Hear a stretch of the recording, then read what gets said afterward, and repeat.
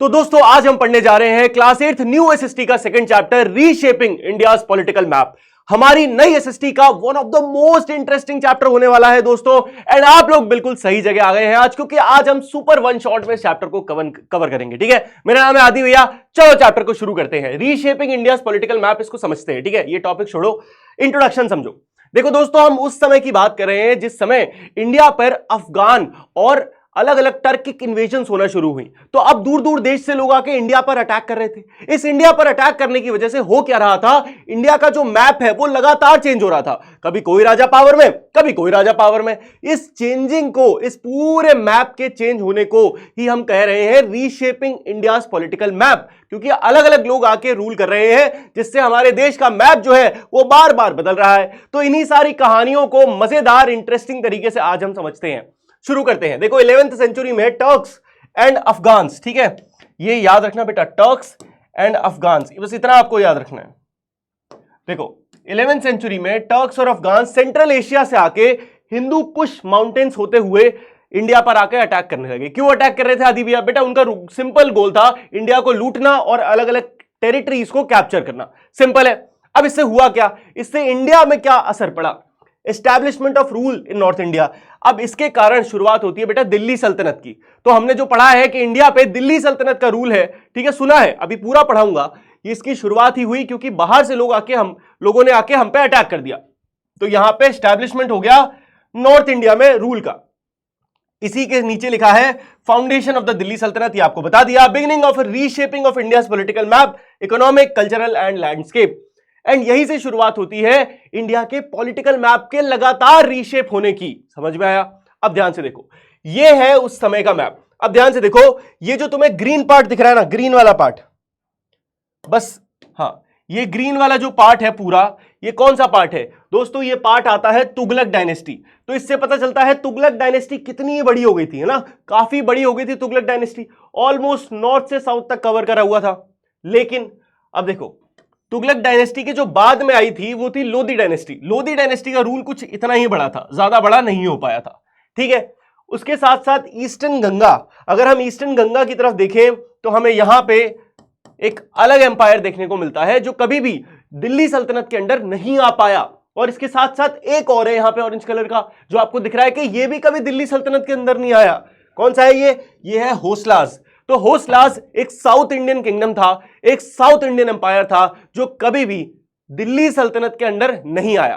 बेटा दिल्ली सल्तनत भारत में भले ही आ गई हो, लेकिन पूरे भारत में उन्हें लगातार अलग अलग जगह से रेजिस्टेंस, यानी कि मतलब समझते हो लड़ाई, कि भैया हम नहीं देंगे ऐसे ही अपना एम्पायर, देखने को मिला। तो इसीलिए हम कह रहे हैं 13th सेंचुरी आते आते इंडिया का एक फ्रेगमेंटेड मैप हो गया था, कि भैया अलग अलग जगह पे अलग अलग लोग रूल करने लग गए थे। अब देखो, शुरुआत करते हैं दिल्ली सल्तनत की। दोस्तों दिल्ली सल्तनत की शुरुआत होती है द बैटल ऑफ तराइन में। होता क्या है, देखो भारत में उस समय रूल कर रहे थे पृथ्वीराज चौहान।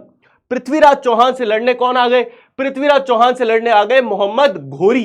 कहां से आए थे? घोर से आए थे, घोर राज्य, घोर से आए मोहम्मद घोरी। इन दोनों के बीच में लड़ाई हुई और पृथ्वीराज चौहान ने मोहम्मद घोरी को पटक दिया।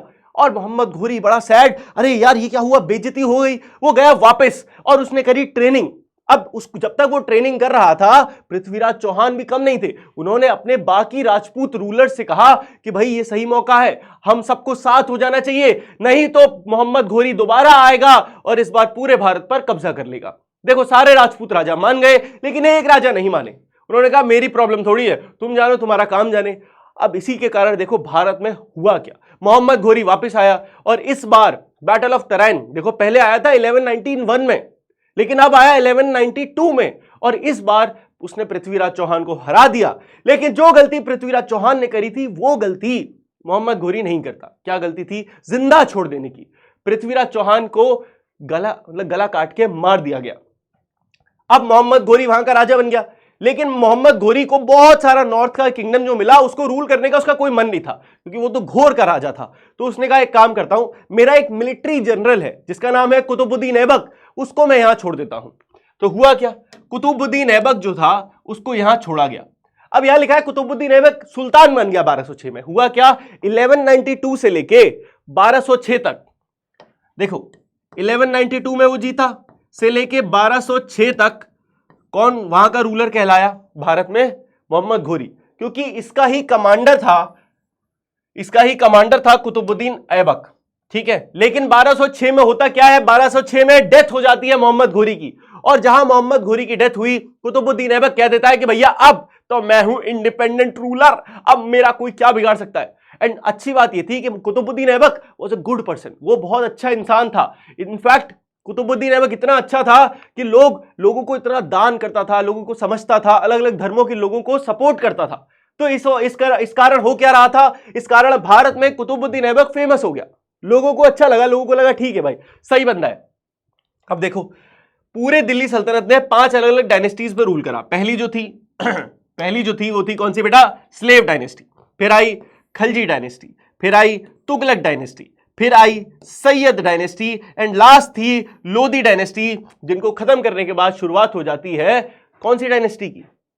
मुगल डायनेस्टी। बिल्कुल सही बात है। ठीक है, तो भैया हुआ क्या, इस पूरे दिल्ली सल्तनत में अथाह इंस्टेबिलिटी थी। हम ये नहीं कह सकते कि बहुत शानदार रूल था, सब मस्ती से रहते थे ना, इतना खराब रूल था कि भैया 9 साल एवरेज एज थी एक राजा के रूल करने की। अभी देखेंगे, देखो अब बात करते हैं मोहम्मद बिन तुगलक की। ठीक है, अब हम सीधे स्लेव डायनेस्टी, देखो हमें पूरी एक एक डायनेस्टी नहीं पकड़ के चलनी है ना, कुतुबुद्दीन ऐबक आया, फिर इल्तुतमिश आया, फिर रजिया सुल्तान आई, वो तो इतना नहीं पढ़ना इस चैप्टर में ना। इस चैप्टर में एक ओवरव्यू लेना है कि इंडिया का पॉलिटिकल मैप कैसे चेंज कर रहा था। तो अब हमने बात करी दिल्ली सल्तनत की, तो दिल्ली सल्तनत में पहला जो थोड़ा पावरफुल रूलर आया, ठीक है, मोहम्मद बिन तुगलक।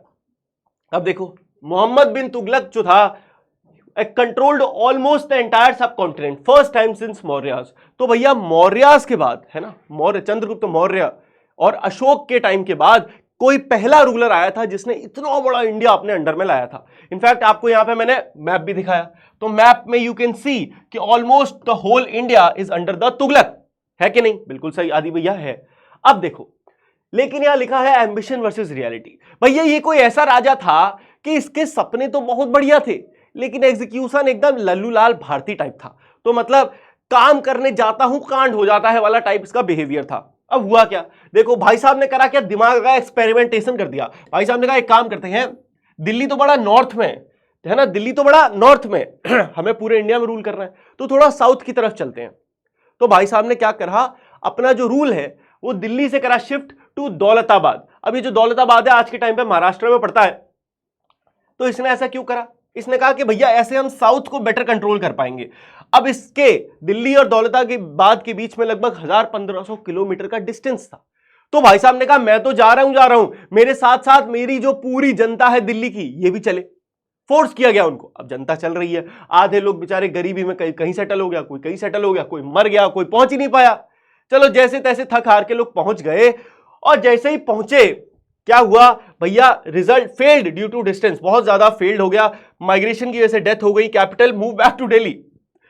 मोहम्मद बिन तुगलक ने वहां पहुंच के देखा कि अरे हमारी जनता तो आई नहीं। तो पता है उसने क्या कहा, उसने एक काम करो सब वापस चलो लो।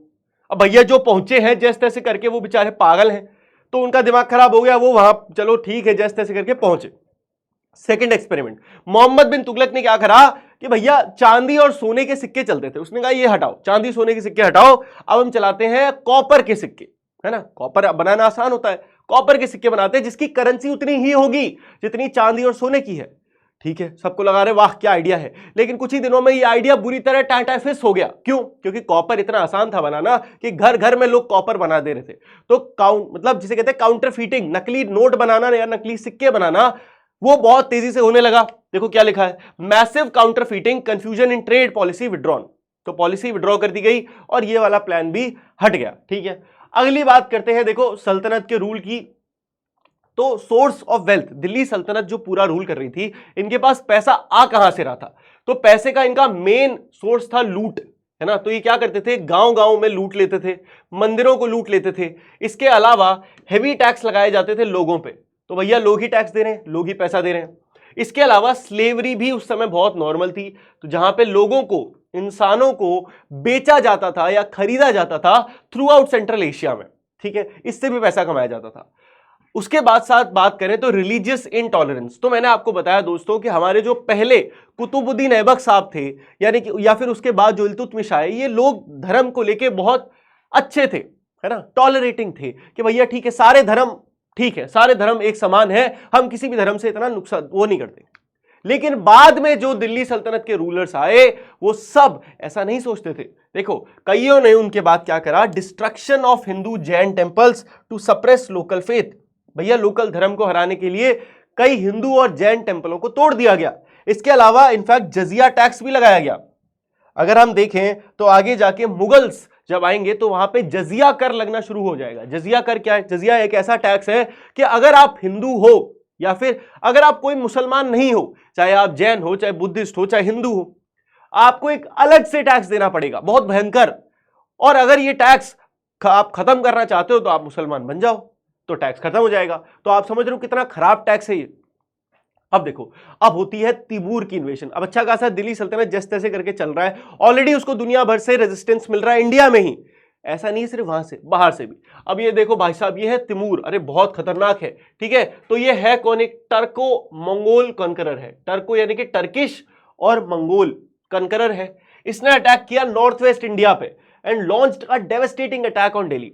एंड इसने दिल्ली को तहस नहस कर देता है। कब? 1398 में, है ना। 14th सेंचुरी जब शुरू होने वाली है और 1398 में ये बुरी तरह खत्म कर देता है दिल्ली को।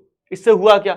इससे हुआ ये कि भाई हजारों लोगों की डेथ हुई और बहुत सारी लूट मचाई गई। Delhi left in ruins. Delhi को लिटरली इसने सिर्फ क्या मतलब कबाड़ बना दिया। Timur return to central Asia with immense wealth, और भारत से दुनिया भर का पैसा लूट के वो वापस जहां से आया था सेंट्रल एशिया वहां चला गया। इसके कारण हुआ क्या, जो उस समय रूलिंग डायनेस्टी थी तुगलक डायनेस्टी, वो बहुत ज्यादा वो हो गई, वीक हो गई। और उसके बाद तुगलक डायनेस्टी खत्म ही हो गई। उसके बाद आ गई सैयद डायनेस्टी। समझ में आया? अब देखो रेजिस्टेंस, दिल्ली सल्तनत को कहां कहां से रेजिस्टेंस देखने को मिला, जरा ये समझो। सबसे पहले तो 3 जगह हैं। एक तो ईस्टर्न गंगा जो आपको दिखाई थी, होसलास जो दिखाई थी, और एक और तीसरी जगह थी जहां पे दिल्ली सल्तनत कभी ठीक से राज नहीं कर पाया, वो था राजस्थान। राजस्थान में थे राजपूत, और राजपूतों को हराना वॉज वेरी डिफिकल्ट। आइए देखते हैं। सबसे पहले ईस्टर्न गंगा यानी कि उड़ीसा की बात करते हैं। तो उड़ीसा में एक राजा थे जिनका नाम था नरसिम्हदेव। क्या नाम था बेटा? नरसिम्हदेव, है ना। 1264 में इन्होंने बहुत सारे दिल्ली सल्तनत के अटैक्स को रेजिस्ट कर दिया, और इसी के बाद इन्होंने बनवाया कोणार्क सन टेम्पल, जो कि वर्ल्ड हेरिटेज साइट है आज के समय पे। उसके बाद आते हैं दोस्तों होसलास। ये साउथ का एक ऐसा किंगडम है जहां जिसने दिल्ली सल्तनत को बहुत लंबे टाइम तक रेजिस्ट करा और अटैक्स में हराया। लेकिन 14th सेंचुरी आते आते ये भी कोलैप्स हो गया, और इसके बाद शुरुआत होती है विजयनगर एम्पायर की, जो अभी हम पढ़ेंगे, बहुत शानदार चीज है। एंड तीसरा है हमारे राजपूत मेवाड़। तो भैया राणा कुंभा जो थे वो दिल्ली सल्तनत के खिलाफ मतलब ऐसे छाती ठोक के खड़े थे कि आजा भाई, हिम्मत है तो लड़ ले। और किस्मत की बात यह है कि राणा कुंभा, है ना, राणा कुंभा की जब मृत्यु हो भी जाएगी तो उसके बाद जन्म हो जाएगा राजस्थान में राणा संगा का, जिनके बारे में अभी हम आगे और अच्छे से पढ़ेंगे। लेकिन ये कुछ ऐसे नाम हैं, राणा कुंभा, राणा संगा, जिन्होंने कभी दिल्ली सल्तनत को, राजस्थान को पूरी तरह लूटने या फिर पूरी तरह कैप्चर करने नहीं दिया। समझ आया? चलो अब बात करते हैं दोस्तों विजयनगर एम्पायर, जो one of the beautiful and most prosperous empire रहा है हमारे भारत का, लेकिन उसको उतना क्रेडिट या उसके बारे में हम उतना नहीं जानते हैं। आइए समझते हैं। तो दोस्तों जब विजयनगर एम्पायर जिसकी शुरुआत हुई थी 1336 में, शुरुआत कैसे हुई थी? तो 2 भाई थे, एक का नाम था हरिहरा, एक का नाम था बुक्का। हरिहरा और बुक्का ये दोनों भाई तुगलक डायनेस्टी में कमांडर थे। जब तुगलक डायनेस्टी खत्म हो रही थी तब इन्होंने क्या कहा? इन्होंने कहा भाड़ में जाए डायनेस्टी, अब हम दोनों अपना भाई मिलके अपना इंडिपेंडेंट किंगडम बनाएंगे। और इस तरीके से इन्होंने शुरुआत करी the Vijayanagara empire in the south की। साउथ में इन्होंने विजयनगर एम्पायर बनाया। अब देखो इनको लगातार कॉन्स्टेंटली फाइट मिलती रही बहामनी सल्तनत से। ठीक है, अब ये बहामनी सल्तनत है क्या? देखो दिखाता हूं तुमको। इसके लिए हमें मैप पे जाना पड़ेगा। ठीक है, ये मैप देख रहे हो? ठीक है, ये मैप देख रहे हो? ध्यान से देखो। तो बेटा ये जो इतना पार्ट तुमको दिख रहा है ना, इतना पार्ट, ये इतना पार्ट तो था आपका विजयनगर एम्पायर। लेकिन इसके ऊपर ये जो इतना एरिया है, ये वाला, ये पूरा एरिया जो था बेटा ये है बहामनी सल्तनत, ठीक है। तो इसको बहामनी गवर्नर्स, है ना, जो रूल करते थे, दिल्ली सल्तनत के अंडर नहीं था ये बहामनी सल्तनत एक अलग सल्तनत थी, मतलब यहां के अलग राजा महाराजा थे। लेकिन ये बहुत कम टाइम चल पाई और बहामनी सल्तनत का हुआ क्या, ये टूट गई, ये डिवाइड हो गई 5 अलग अलग डिफरेंट पावर्स में, जिनका नाम मैं आपको बता देता हूं। देखिए, जो कि बीजापुर, गोलकोंडा, बेरार, ऐसे 2 और हैं, ऐसे 5 अलग अलग उसमें टूट गई, ठीक है। लेकिन कोई बात नहीं, ये टूट गई। उधर विजयनगर एम्पायर ग्रो होता जा रहा है, ग्रो हो रहा है। विजयनगर एम्पायर अपने पीक पे कब आएगा, जब विजयनगर एम्पायर को लीड करेंगे कृष्णदेवराया। विजयनगर एम्पायर में एक राजा आए जिनका नाम था कृष्णदेवराया। इनके बारे में सबसे अच्छी बात क्या थी कि इन्हीं की वजह से मिलिट्री डोमिनेंस आया साउथ इंडिया में। He was a very good military commander, समझ आया। उसके अलावा he was a patron of arts and literature. Patron of arts यानी कि कला को सपोर्ट करने वाला, यानी कि आर्टिस्ट को, है ना, लिटरेचर लिखने वाले लोगों को ये पैसा देते थे, उनको खुश रखते थे। इनफैक्ट इन्होंने खुद तेलुगु में एक अपने प्ले लिखा जिसका नाम है अमुक्तमल्याद, है ना, इंपॉर्टेंट है ये बेटा। ये क्या लिखा इन्होंने, खुद ही एक तेलुगु में प्ले लिखा अमुक्तमल्याद। और ये तेलुगु संस्कृत ऐसा नहीं है, भाषा स्पेसिफिक थे कि भैया हम तो साउथ इंडिया में हैं तो हम तो केवल तेलुगु या फिर तमिल को ही वो देंगे। तो लेकिन ये क्या थे, ये सारी भाषाओं को सपोर्ट करते थे। कोई संस्कृत में लिख रहा है, कोई किसी भी भाषा में लिख रहा है, ये सपोर्ट करते थे। अब देखिए ग्रैंड आर्किटेक्चर, ठीक है, इन्होंने ग्रैंड आर्किटेक्चर भी बनवाया। दो हम्पी में जो सबसे बड़ा टेंपल है, सॉरी, हम्पी में जो सबसे बड़ा टेंपल है, अरे यार, हाँ जी, तो दोस्तों हम्पी, है ना, साउथ इंडिया में हम्पी पड़ता है, वहां पे विरूपक्ष टेंपल है, वो इन्होंने ही बनवाया था। चलो अब आगे बढ़ते हैं और देखते हैं कि ऐसा क्या हुआ कि इतना शानदार एम्पायर विजयनगर खत्म कैसे हो गया, है ना। कुछ तो हुआ होगा, विजयनगर एम्पायर खत्म हो गया। तो विजयनगर एम्पायर के खत्म होने की कहानी को हम जानते हैं द बैटल ऑफ तालीकोट के नाम से, है ना। द बैटल ऑफ तालीकोट ये कब हुई थी, 1565 में, समझ में आया। 1565 वो समय है जब ऊपर नॉर्थ की अगर हम देखें तो वहां पे बाबर आ चुका है ना, मतलब वहां पे मुगल डायनेस्टी शुरू हो गई है। अब हम ये साउथ में पढ़ रहे हैं, अभी हम वापस नॉर्थ में जाके देखेंगे वहां क्या चल रहा है। तो दक्कन सल्तनत जो बहामनी सल्तनत थी वो कन्वर्ट हो गई डेक्कन सल्तनत में, और डेक्कन सल्तनत में 5 अलग अलग पावर आई। एक का नाम था बीजापुर, है ना, बीजापुर, गोलकोंडा, बिदार, अहमदनगर, है ना। तो 1 2 3 4 एक और रह गई है वर्सेस विजयनगर। अब हुआ क्या, अलायंस हो गया। अलायंस में हुआ क्या, 1565 में सबने देखा कि भैया अगर हम विजयनगर एम्पायर को एक एक करके हराने की कोशिश करेंगे तो हम कभी जीत नहीं पाएंगे, क्योंकि कृष्णदेवराया बहुत पावरफुल राजा है, उसको हराना नियर इम्पॉसिबल है। इतनी शानदार उसने आर्मी बना ली है, कैसे हराएंगे। तो एक चीज करते हैं, हम सारे एम्पायर मिलके एक हो जाते हैं और मिलके हम कृष्णदेवराया को हरा देते हैं, मिलके हम विजयनगर एम्पायर को खत्म कर देते हैं। और यही हुआ। 4 डेक्कन सल्तनत, बीजापुर, गोलकोंडा, बिदार और अहमदनगर, ये चारों मिल गए और इन चारों ने मिलके विजयनगर पर अटैक करा। जब मिलके विजयनगर पर अटैक किया तो भैया होना क्या था, विजयनगर एम्पायर हार जाता है, got defeated. The largest city of Hampi was looted and destroyed for months. तो विजयनगर एम्पायर का जो सबसे बड़ा शहर था हम्पी, वो इतना वेल्दी था, इतना अच्छा था कि भैया उसको डिस्ट्रॉय करने के बाद महीनों तक उसको लूटा गया। Empire decline and ended by 17th century. उसके बाद भी विजयनगर एम्पायर जो जैसे तैसे करके थोड़ा बहुत सर्वाइव करता रहा, लेकिन 17th सेंचुरी आते आते पूरी तरह ही विजयनगर एम्पायर खत्म हो जाता है। क्यों, क्योंकि ये वही समय था जिस समय मुगल एम्पायर अपने पीक पे आने वाला था। चलो अब हम वापस चलते हैं बेटा नॉर्थ में और देखते हैं नॉर्थ में क्या मस्ती चल रही है ना। तब तक आप मुझे बता दो कमेंट करके कि भैया मजा आ रहा है कि नहीं आ रहा है, एकदम जोश भरपूर है कि नहीं, ऐसा तो नहीं है सो गए। अरे भैया क्या पढ़ा रहे थे, नींद अरे नींद भी नहीं आ रही, आंखें खोलो भैया, आओ अब मुगल साम्राज्य की कहानी जानो। भैया मुगल्स की एंट्री होती है with the help of Babur. तो दोस्तों बाबर, जिसको खुद ही निकाल दिया गया था अपने रूलर से, लेकिन उसके पास आर्मी बहुत शानदार थी। तो भैया बाबर आ जाता है और आके इब्राहिम लोदी, क्योंकि आपको याद होगा दिल्ली सल्तनत की लास्ट रूलिंग डायनेस्टी थी लोदी डायनेस्टी, याद है। तो लोदी डायनेस्टी का भी लास्ट रूलर था इब्राहिम लोदी। तो इब्राहिम लोदी जो था उसको बाबर आके हरा देता है फर्स्ट बैटल ऑफ पानीपत में।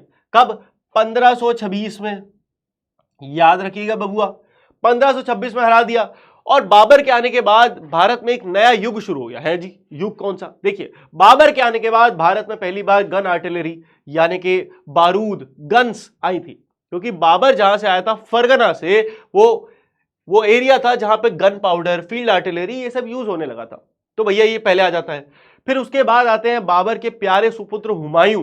बाबर बहुत कम टाइम रूल करता है, ठीक है, और उसके बाद आ जाता है हुमायूं। हुमायूं बेचारा प्यारा प्यारा रूलर था, तो भैया वो ज्यादा फाइटर टाइप नहीं था, जिसके कारण क्या होता है कि उसके लिए एम्पायर बड़ा अनस्टेबल हो जाता है। इसके कारण होता क्या है भैया, Sher Shah Suri, he was another Afghan ruler. Sher Shah Suri भी एक अफगान रूलर था जो इंडिया पे आके छोटे मोटे एरिया पे रूल कर रहा था। लेकिन जब उसने देखा कि हुमायूं तो एकदम लल्लू लाल भारती टाइप है, तो उसने हुमायूं पे अटैक करा और उसने पूरा दिल्ली, इनफैक्ट उस समय पूरा एरिया जो मुगल्स के अंडर था वो पूरा कैप्चर कर लेता है।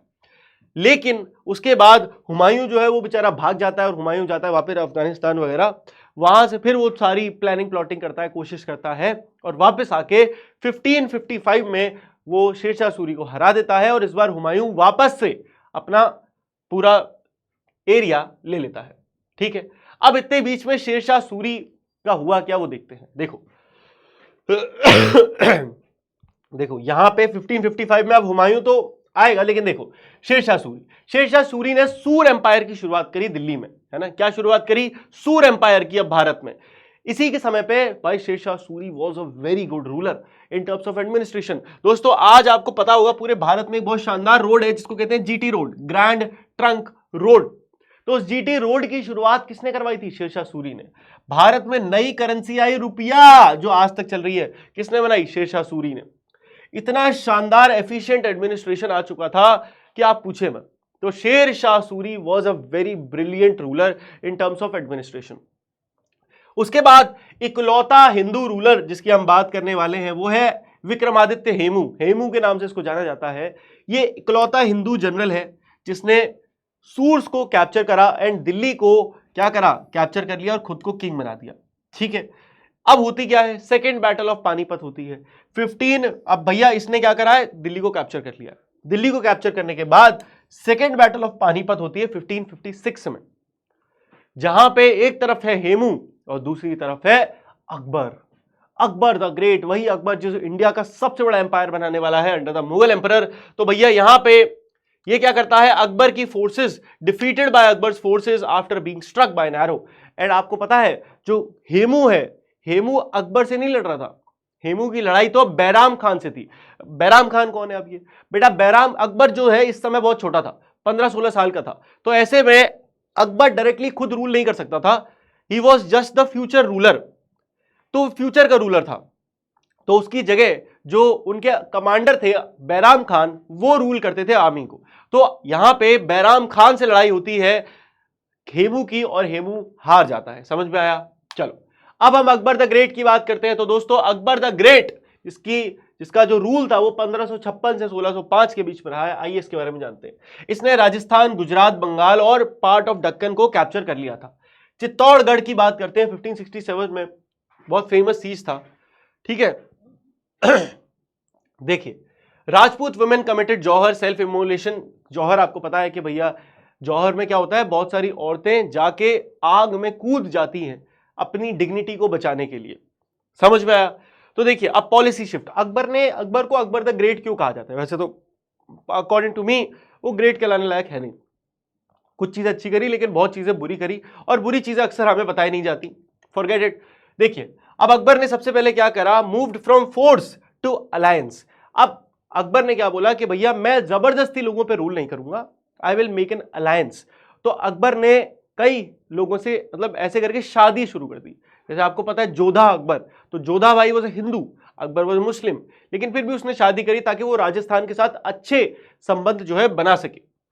जजिया आपको याद होगा ना, जजिया कर जो नॉन मुस्लिम्स पे लगता था, उसने उसको भी हटा दिया। इनफैक्ट उसने अपना एक धर्म बनाया अकबर ने, जिस धर्म का नाम रखा गया सुलह ए कुल। क्या नाम रखा? सुलह ए कुल। तो ये एक ऐसा धर्म था जो हर धर्म के बराबर था। आप ऐसे समझिए, इसने क्या करा? इसने एक कमेटी बनाई। इस कमेटी में हिंदू, मुस्लिम, बुद्धिज्म, सिख, हर धर्म के लोगों को बुलाया, धर्म के गुरुओं को बुलाया और उनसे धर्म के बारे में सीखा। इन सब कुछ सीखने के बाद इसने एक अपना अलग धर्म बनाया, सुलह कुल, विच वॉज यूनिवर्सल पीस, कि भैया पूरी दुनिया में पीस होनी चाहिए। ठीक है। अकबर के कल्चर कंट्रीब्यूशन की बात करें तो भैया इलिटरेट था, लेकिन फिर भी उसको सीखना बहुत पसंद था, है ना। सीखने की वजह से क्या हुआ, ट्रांसलेशन ब्यूरो बनाया, जहां पे महाभारत को ट्रांसलेट किया गया पर्शियन और किसमें, एज रज्मनामा।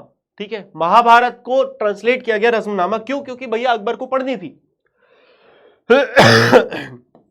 रामायण को illustrated with miniature painting, Ramayana को पेंटिंग के थ्रू बनाया गया, है ना। और आर्किटेक्चर की बात करें तो फतेहपुर सीकरी अकबर ने बनाया, जो कि आगरा में बहुत शानदार किला है।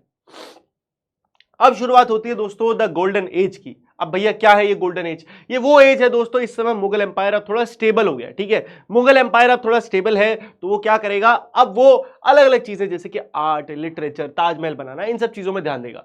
तो भैया अगले आते हैं Jahangir. Jahangir was focused on art, painting and consolidating the empire, कि भैया एम्पायर को मैं पक्का कर पाऊं। उसके बाद आते हैं शाहजहां, जिनको हम द बिल्डर कहते हैं। भैया पीक मुगल आर्किटेक्चर इन्हीं के समय में था, ऑब्वियसली, क्योंकि इन्होंने क्या बनवाया था, Taj Mahal, red fort and Jama Masjid.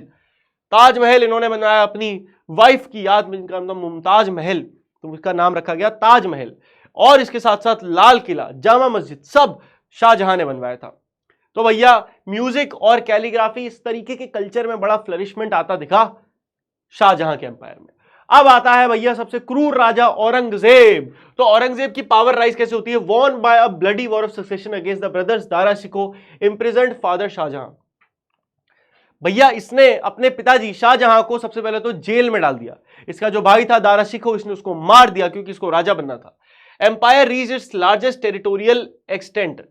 Aurangzeb के समय में जो मुगल साम्राज्य है वो अपने लार्जेस्ट टेरिटोरियल कॉन्क्वेस्ट तक पहुंचा, मतलब मैक्सिमम जमीन जितनी ये घेर सकते थे इन्होंने इसी समय घेरी। लेकिन इशू क्या थे, इशू ये थे, spent last 25 years fighting the Deccan. Aurangzeb ने अपने जीवन के लास्ट 25 साल डेक्कन में जो लड़ाइयां थी वही लड़ने में सारा पैसा डुबा दिया और अपना सारा टाइम भी डुबा दिया। ठीक है भैया, लड़ाई लड़ोगे 25 साल तो पैसा, आर्मी सब तो जाएगी। उसके साथ साथ he was intolerant in religiousness. भैया वो बाकी धर्मों को अच्छा नहीं मानता था, उसने वापस से जजिया लगा दिया। काशी विश्वनाथ मंदिर, मथुरा, उसने पता नहीं कितने मंदिर जो है तोड़वा दिए। Empty treasury, overstretch administration led to decline. अब हुआ क्या, क्योंकि लड़ाई झगड़े में सारा का सारा पैसा डुबा दिया और बेफिजूल का जबरदस्ती करके लोगों पर एडमिनिस्ट्रेशन करने की कोशिश करी गई, इसीलिए औरंगजेब के बाद लोग इतना रूल कर ही नहीं पाए। औरंगजेब के बाद आने वाले लोग इतने पावरफुल नहीं रहे। अब मुगल्स को कहां कहां से, जैसे हमने सुना था दिल्ली सल्तनत को हौसलाज, ईस्टर्न गंगा और राजस्थान, 3 जगह से उनको रेजिस्टेंस मिला था।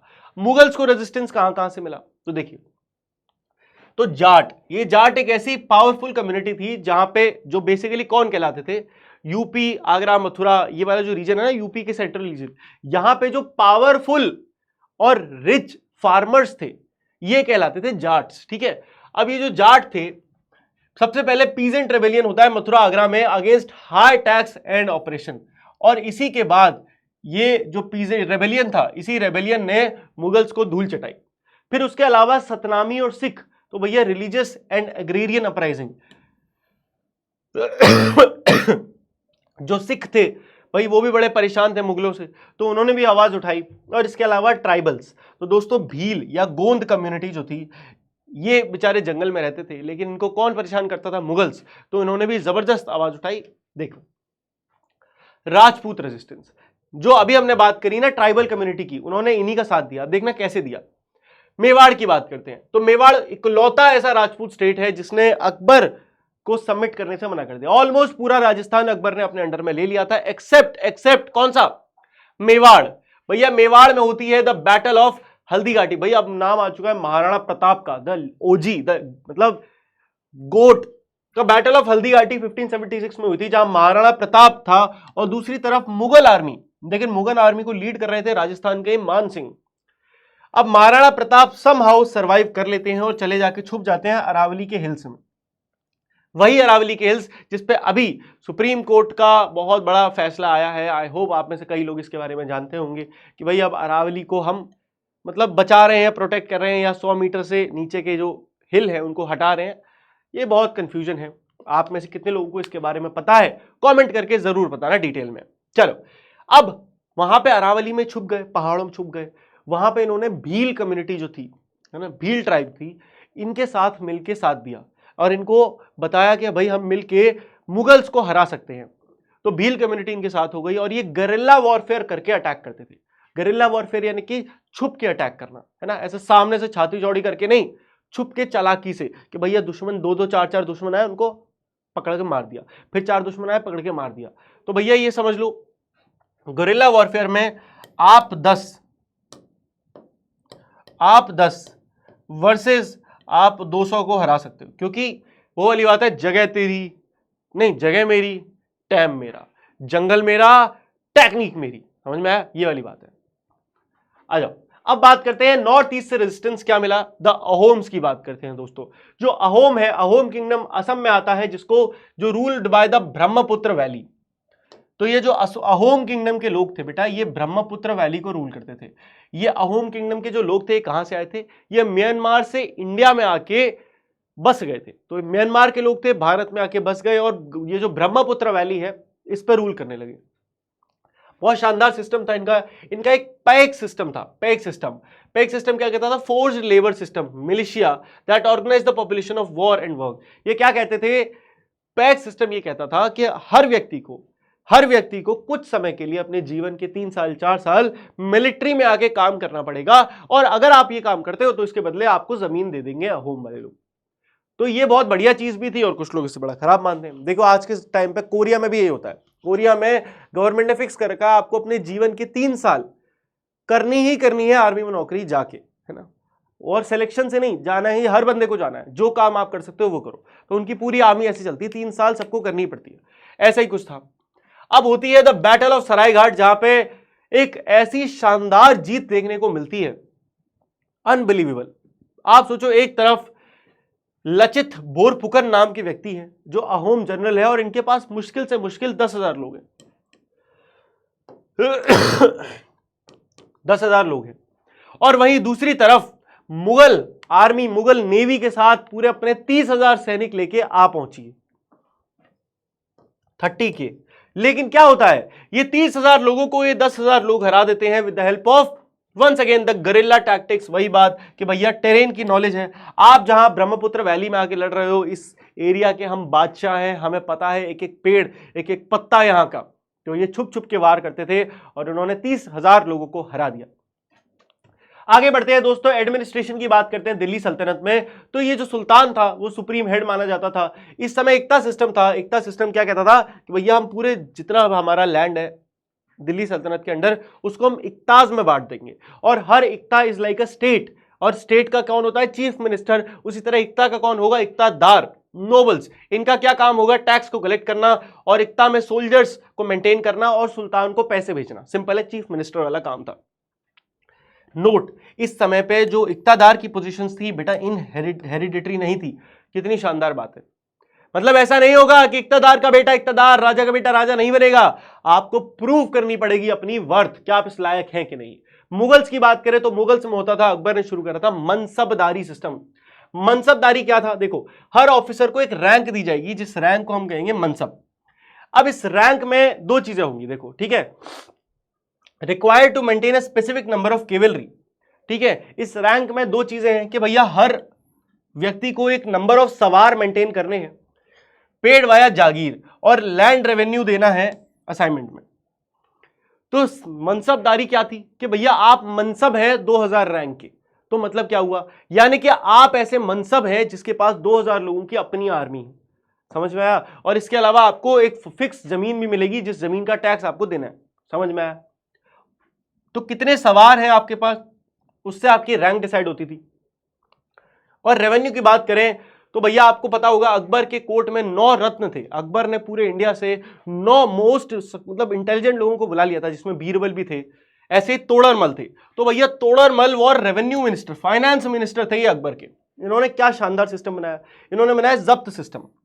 जब्त सिस्टम क्या करता था, सर्वे करता था लैंड का कि भैया पहले एक एक व्यक्ति की लैंड जाके चेक करी जाएगी और फिर उस पर फिक्स टैक्स लगाया जाएगा based on crop data over 10 years.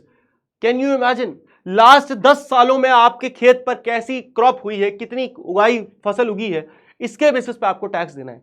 तो भैया फुल डेटा एनालिटिक्स लगाते थे तोड़रमल।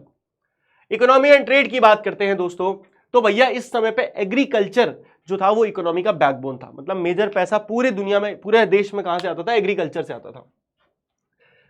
Expansion of irrigation main concern था। इंडस्ट्रीज की बात करें तो इस समय टेक्सटाइल यानी कपड़े बनते थे जो पूरे वर्ल्ड में फेमस थे। शिप बिल्डिंग होती थी बड़ी सिग्निफिकेंट, क्योंकि भैया इन्हीं शिप से भारत का सामान दुनिया भर में पहुंचाया जाता था। ट्रेड, भारत से बहुत कुछ एक्सपोर्ट होता था। Textile, specially spices, Indigo. Indigo तो याद ही होगा भैया, जिसके ऊपर रिवॉल्ट हो गया था पूरा पूरा आगे जाके, वही ब्लू कलर का डाई होता है, वो इंडिगो होता है। इंपोर्ट क्या होता था? घोड़े इंपोर्ट होते थे सेंट्रल एशिया से, सिल्क आता था चाइना से। इसके अलावा हुंडी सिस्टम था, ये एक early form of banking credit system था, notes for safe money transfer. So basically क्या था कि आप हुंडी सिस्टम के थ्रू बैंक, मतलब लोगों से उधार ले सकते हो और फिर उस उधार का बही खाता बना रहता था। समझ आया? चलो अब हम आ गए हैं चैप्टर के कंक्लूजन में। एक सिंक्रेटिक लेगेसी है। अब ये लेगेसी को जरा समझते हैं फटफट। पॉलिटिकल शिफ्ट हुआ एक फ्रेगमेंटेड स्टेट से टुवर्ड्स लार्ज एम्पायर। हमने देखा कि स्टार्टिंग में फ्रेगमेंटेड स्टेट थे, कहीं पे कुछ कहीं पे कुछ कहीं पे कुछ, लेकिन टाइम ऐसा आया आगे बढ़ के कि पूरे इंडिया को एक एम्पायर के अंडर आना पड़ा धीरे धीरे, है ना। सोशली बात करें तो despite conflicts a shared culture Indo Islamic emerged in language, art and architecture. तो भैया हम भले ही दुनिया भर के डिफरेंस की बात करें, लेकिन अगर पूरे भारत का कल्चर का एक एवरेज निकाला जाए तो पूरा भारत एक इंडो इस्लामिक कल्चर लेके बाहर निकला, जहां पे क्योंकि इस्लामिक रूलर थे तो जितने मोस्टली आर्किटेक्चर बने वो सब इस्लामिक रहे, है ना। चाहे आप रेड फोर्ट, लाल किला, ताजमहल, ये सारी चीजें क्या इस्लामिक आर्किटेक्चर है, लेकिन भारत के लोग हिंदू थे। तो एक ऐसा नया जो हमारा सोशल इन्फ्लुएंस था वो निकल के आया, जहां पे आर्ट, आर्किटेक्चर और लैंग्वेज तीनों इंडो इस्लामिक हो गई। लास्ट है भैया एंड ऑफ एन एरा। ये पूरा एरा जिसकी हम बात कर रहे हैं, ये कब खत्म होता है? ये खत्म होता है औरंगजेब की डेथ के बाद, जो 1707 में होती है, जब पूरा मुगल एम्पायर कोलैप्स हो जाता है, जिससे क्या होता है? रीजनल पावर्स दोबारा से आनी शुरू हो जाती हैं। हमने एक चैप्टर पढ़ा है दोस्तों पुरानी एसएसटी में, आपने हो सकता है ना पढ़ा हो, फ्रॉम ट्रेड टू टेरिटरी। इस चैप्टर में हम बात करते हैं कैसे 1707 में अकबर औरंगजेब की डेथ के बाद रीजनल छोटी छोटी पावर एमर्ज होती हैं, जिन छोटी छोटी पावर को हरा के ब्रिटिशर्स इंडिया पे कब्जा कर लेते हैं, इवेंचुअली द ब्रिटिश, ये लिखा है। एंड इसी के साथ हमने ये पूरा चैप्टर मात्र कुछ मिनटों के अंदर समाप्त कर दिया है। उम्मीद करता हूं आप लोगों को बहुत मजा आया होगा। मजा आया तो कमेंट में लिख देना आदि भैया मजा आ गया, ठीक है। अब आप लोगों से मिलते हैं नेक्स्ट चैप्टर में। याद रखना भैया चैप्टर 3 राइज ऑफ मराठास और भी इंटरेस्टिंग है, जरा उसको भी देख लो, ठीक है। मिलते हैं अगले चैप्टर में, तब तक के लिए गुड बाय, टेक केयर, मौज मस्ती करते रहिए, लव यू ऑल एंड जय हिंद दोस्तों, बाय बाय।